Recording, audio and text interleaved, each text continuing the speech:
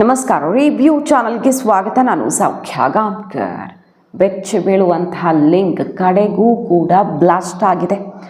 CJP ಹೋರಾಟಕ್ಕೆ ಪಾಕಿಸ್ತಾನ ಯಾರನ್ನ ಕಳಿಸಿಕೊಟ್ಟಿತ್ತು ಅನ್ನೋದು ಈಗ ಬಯಲಾಗಿದೆ. ಪಶ್ಚಿಮ ಬಂಗಾಳದಲ್ಲಿ ಭಾರೀ ಕಾರ್ಯಾಚರಣೆ ಆಗಿದ್ದು ಸಿಕ್ಕಾಕೊಂಡಿದ್ದಾರೆ. ಹನಿ ಟ್ರ್ಯಾಪ್ ಮಾಡಿ ಸುವೇಂದು ಸರ್ಕಾರನೇ ಶೇಕ್ ಮಾಡುವಂತಹ ಬಹುದೊಡ್ಡ ಪ್ರಯತ್ನ ಕೂಡ ಈಗ ತೆರೆದುಕೊಂಡಿದೆ.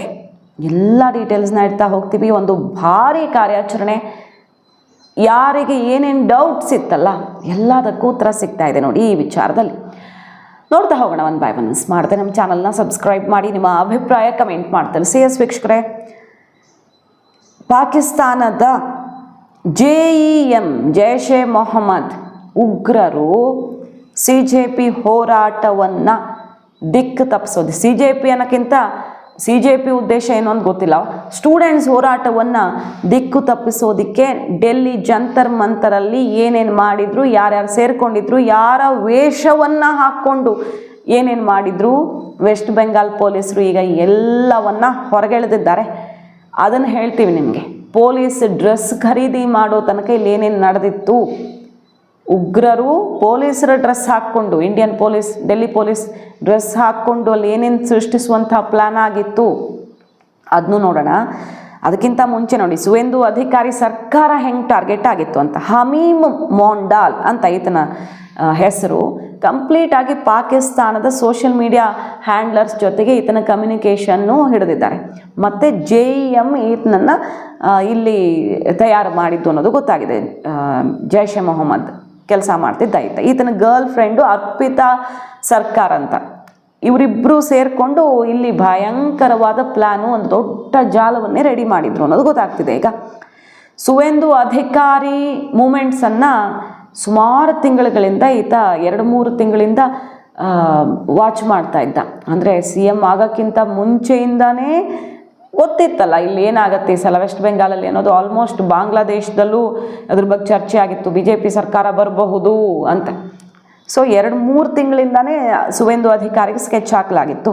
ಇನ್ನು ಸರ್ಕಾರ ಬಂದ ಮೇಲೆ ಎಲ್ಲಿ ಅವ್ರಿಗೆ ಸೆಕ್ಯೂರಿಟಿ ಇರಲ್ಲ, ಎಲ್ಲಿ ಒಂಟಿಯಾಗಿ ಓಡಾಡ್ತಾರೆ, ಎಲ್ಲಿ ವಲ್ನರೇಬಲ್ ಸಿಚುವೇಶನ್ ಇರುತ್ತೆ, ಅದನ್ನೇ ಸ್ಟಡಿ ಮಾಡೋದಕ್ಕೆ ಈ ಹಮೀಮ್ ಮೊಂಡಾಲ್ ತುಂಬ ಜನರನ್ನು ಇಟ್ಟಿದ್ದ. ತಾನು ಕೂಡ ತುಂಬ ಕೆಲಸ ಮಾಡ್ತಿದ್ದ. STF West Bengal police special task force ಈಗ ಹಿಡಿದಿದೆ ಹನಿ ಟ್ರ್ಯಾಪ್ ಮಾಡೋದಕ್ಕೆ, ಸುವೇಂದು ಅಧಿಕಾರಿಗೆ ಸ್ಕೆಚ್ಚು ಮುಗಿಸೋದಕ್ಕೆ. ಅವರ ಸಂಪುಟದ ಹೌರಾದ ಸೀನಿಯರ್ ಪೊಲಿಟಿಷಿಯನ್ ಒಬ್ಬರು ಮಿನಿಸ್ಟರ್ಗೆ ಹನಿ ಟ್ರ್ಯಾಪ್ ಸ್ಕೆಚ್ಚು. ಅಂದರೆ ಇವರ ಸಂಪುಟದಲ್ಲಿರುವಂತಹ ಸ್ಟ್ರಾಂಗ್ ಹ್ಯಾಂಡನ್ನು ಹನಿ ಟ್ರ್ಯಾಪ್ ಮಾಡಿ, ಅವರ ಫ್ಯಾಮಿಲಿ ಮೆಂಬರ್ನ, ಅವರ ಮಗನನ್ನು ಹನಿ ಟ್ರ್ಯಾಪ್ ಮಾಡಿ ಕಿಡ್ನ್ಯಾಪ್ ಮಾಡುವಂಥ ಪ್ಲ್ಯಾನು ರೆಡಿ ಆಗಿತ್ತು ಸೀನಿಯರ್ ಪೊಲಿಟಿಷಿಯನ್ ಹೌರಾ.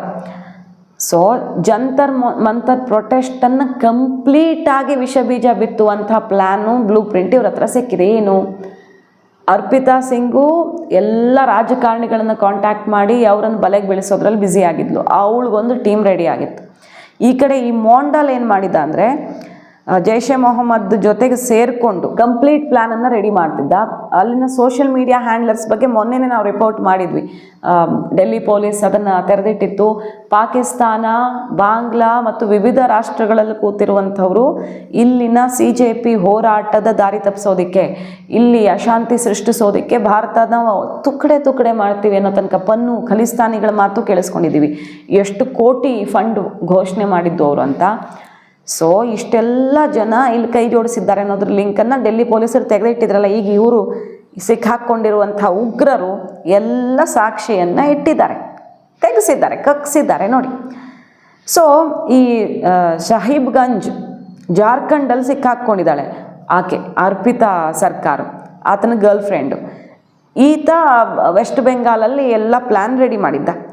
ಸೊ ಕಂಪ್ಲೀಟಾಗಿ ಆ CJP ಹೋರಾಟದಲ್ಲಿ ಅಲ್ಲಲ್ಲಿ ಪೊಲೀಸ್ ಡ್ರೆಸ್ ಹಾಕ್ಕೊಂಡು ಸೇರಿಕೊಳ್ಳೋದು, ಪೊಲೀಸ್ ಡ್ರೆಸ್ಗಳನ್ನು ಕೂಡ ಬೈ ಮಾಡಲಾಗಿತ್ತಂತೆ. ಅದು ಎಕ್ಸಿಕ್ಯೂಟ್ ಆಗಿದೆಯಾ ಇಲ್ವಾ, ಎಷ್ಟು ಜನ ಸೇರಿಕೊಂಡಿದ್ರು ಅನ್ನೋದನ್ನು ಕಂಪ್ಲೀಟ್ ತೆಗೆಸೋದಕ್ಕೆ ಈಗ ವೆಸ್ಟ್ ಬೆಂಗಾಲ್ ಪೊಲೀಸರು STF ಅವರು ಕೆಲಸ ಮಾಡ್ತಿದ್ದಾರೆ. ಅಲ್ಲಿ ಹೋಗಿ ಜನರನ್ನು ಪ್ರಚೋದಿಸೋದಕ್ಕೆ ಒಂದು ಟೀಮು, ಪೊಲೀಸರು ವೇಷ ಹಾಕ್ಕೊಂಡು ಹೋಗಿ ಸ್ಟೂಡೆಂಟ್ಸ್ ಮೇಲೆ ಹಲ್ಲೆ ಮಾಡಿ ಸ್ಟೂಡೆಂಟ್ಸನ್ನು ರೊಚ್ಚಿಗೆಬ್ಸೋದಕ್ಕೆ ಒಂದು ಟೀಮು. ಈ ಥರ 2 ಟೀಮು ಸ್ಟೂಡೆಂಟ್ಸ್ ಹತ್ರ ಸರ್ಕಾರದ ವಿರುದ್ಧ ಎತ್ತು ಕಟ್ಟಿ ನಿನ್ನೆ ನೋಡಿದ್ವಲ್ಲ, ಕ್ಷಮೆ ಕೇಳಿದಂಥ ಹುಡುಗಿ ಹೆಂಗೆ ಪ್ರಚೋದನೆ ಆಗಿರುತ್ತೆ ಅಂದರೆ ಆಕೆ ಬುದ್ಧಿ ಎಲ್ಲಿ ಹೋಗಿತ್ತೋ ಗೊತ್ತಿಲ್ಲ, ಬಟ್ ಆಕೆಗೆ ಪ್ರಚೋದನೆಯೂ ಅಷ್ಟೇ ಆಗಿರುತ್ತೆ. ಹಂಗೆ ಬೈ ನೀನು, ಹಿಂಗೆ ಬೈ, ಮೋದಿ ಬಗ್ಗೆ ಕೆಟ್ಟದಾಗಿ ಮಾತಾಡು. ಅಲ್ಲಿ ಕ್ರೌಡಲ್ಲಿದ್ದಾಗ ಮೊದಲೇ ಜೋಶಲ್ಲಿ ಇರ್ತಾರ, ಹೋರಾಟ ಆಗ್ತಿದ್ದಾಗ ತಾವೇ ಹೀರೋಗಳು ಅನ್ನೋ ಥರದಲ್ಲಿ ಕೆಲವರು ಯೋಚನೆಯಲ್ಲಿ ಇರ್ತಾರೆ. ಸ್ಟೂಡೆಂಟ್ಸ್ ಪಾಪ ಅವ್ರ ಕಷ್ಟ ಅವ್ರಿಗೆ, ಬಟ್ ಇವ್ರಿಗೆ ತಲೆಬುಡ ಇಲ್ಲದೆ ಹೋರಾಟದಲ್ಲಿ ಏನು ಅಂತಲೇ ಗೊತ್ತಿಲ್ಲ, ನೀಟ್ ಸ್ಪೆಲ್ಲಿಂಗು ಗೊತ್ತಿಲ್ಲದೆ ಪ್ರೊಟೆಸ್ಟ್ ಮಾಡೋಕ್ಕೆ ಬಂದವರು ಇರ್ತಾರೆ ಕಡೆಗೆ.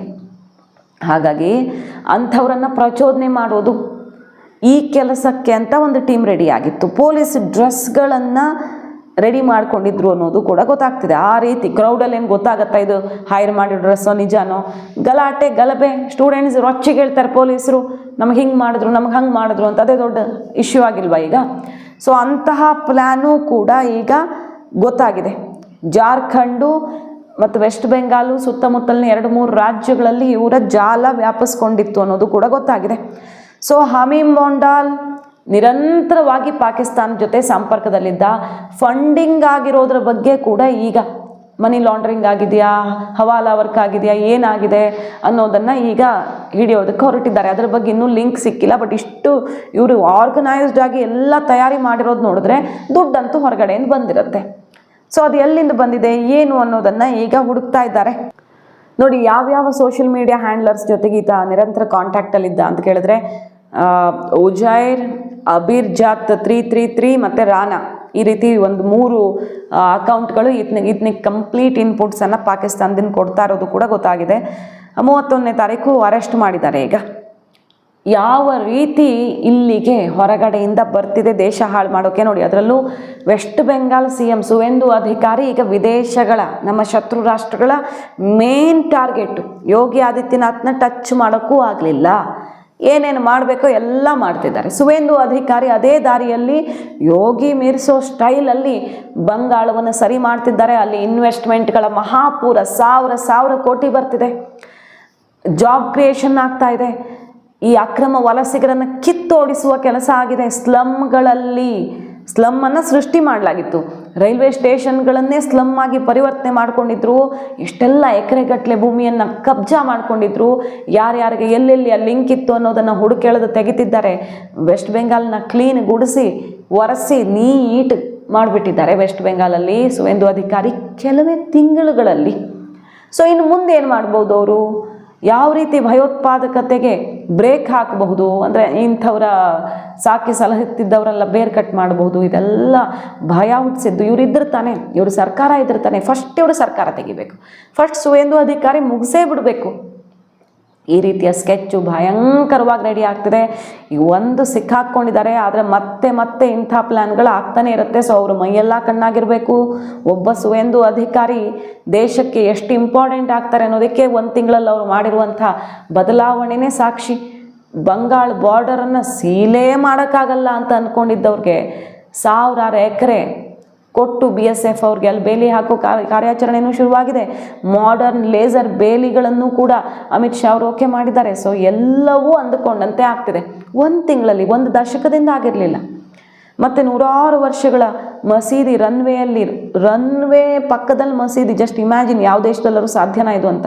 ಇಂಟರ್ನ್ಯಾಷನಲ್ ಏರ್ಪೋರ್ಟ್ನ ಚಟುವಟಿಕೆಗಳಿಗೇ ಸಮಸ್ಯೆ ಆಗುವಂತಹ, ಎಕ್ಸ್ಪ್ಯಾನ್ಷನ್ನೇ ಆಗದಂಥ ಪರಿಸ್ಥಿತಿ. ಎಷ್ಟು ಸರ್ಕಾರ ಬದಲಾದರೂ ಅದನ್ನು ಟಚ್ ಮಾಡೋಕ್ಕಾಗಿರಲಿಲ್ಲ. ಈಗ ಅದಕ್ಕೂ ಕೂಡ ಸುವೇಂದು ಅಧಿಕಾರಿಯವರು ಬ್ರೇಕ್ ಹಾಕಿದ್ದಾರೆ.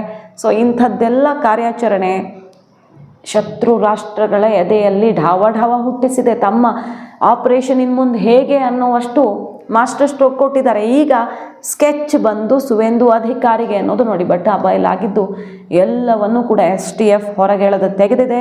CJP ಪ್ಲಾಟ್ ಕೂಡ, ಅಂದರೆ CJP ಹೋರಾಟದಲ್ಲಿನ ಯಾವ ರೀತಿ ಪ್ಲಾಟ್ ರೆಡಿ ಆಗಿತ್ತು ಅನ್ನೋದು ಕೂಡ ಈಗ ಬಯಲಾಗಿದೆ. ಮಾಹಿತಿ ಇಷ್ಟ ಆಗಿದ್ರೆ ಮಿಸ್ ಮಾಡದೆ ನಮ್ಮ ಚಾನಲ್ನ ಸಬ್ಸ್ಕ್ರೈಬ್ ಮಾಡಿ. ನಿಮ್ಮ ಅಭಿಪ್ರಾಯ ಕಮೆಂಟ್ ಮಾಡಿ ತಿಳಿಸಿ. Thank you.